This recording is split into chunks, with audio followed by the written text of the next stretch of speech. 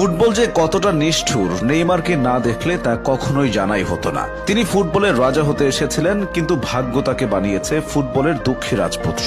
নেইমারকে ছাড়া ব্রাজিল রংহীন, আসলে তাকে ছাড়া ফুটবলটাই রংহীন।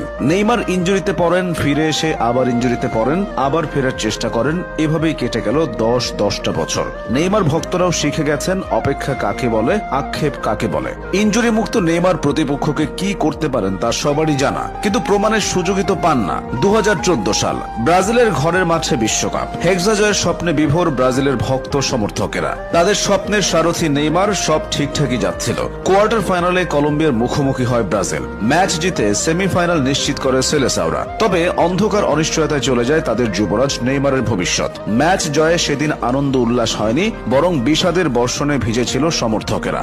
কলম্বিয়ান খেলোয়াড়ের করা এক অপ্রয়োজনীয় ট্যাকেলে শত কোটি সমর্থকদের হৃদয়ে রক্তক্ষরণ ঘটিয়ে স্ট্রেচারে করে মাঠ ছাড়েন নেইমার। মেরুদণ্ডে বড়সড় ক্ষতি হয়। তারপর থেকে বারে বারে ইনজুরিতে পড়েছেন, হারিয়েছেন স্বাভাবিক ছন্দ, জুটেছে অভিনেতা তকমা। রাজপুত্র থেকে রাজা হওয়া হলো না। নেইমার সম্ভবত বিশ্বের একমাত্র ফুটবলার যিনি কিনা টানা 3টা বিশ্বকাপ ইনজুরি নিয়ে খেলেছেন। 2014 বিশ্বকাপের ভয়াবহতা ভুলে 2018 সালের বিশ্বকাপে এসে আবারও দুঃসংবাদ পান নেইমার। এই বিশ্বকাপে তিনি পুরোপুরি ফিট ছিলেন না। তার উপর প্রতিপক্ষ খেলোয়াড়ের ট্যাকেলের পর বারবার মাঠে ড্রাইভ দেওয়া নিয়েও সমালোচনার শিকার হন। এরপর আসে কাতার বিশ্বকাপ, এবারও ইনজুরির হানা। তবুও ক্রোয়েশিয়ার বিপক্ষে নেইমার সেরাটা দিয়েছিলেন।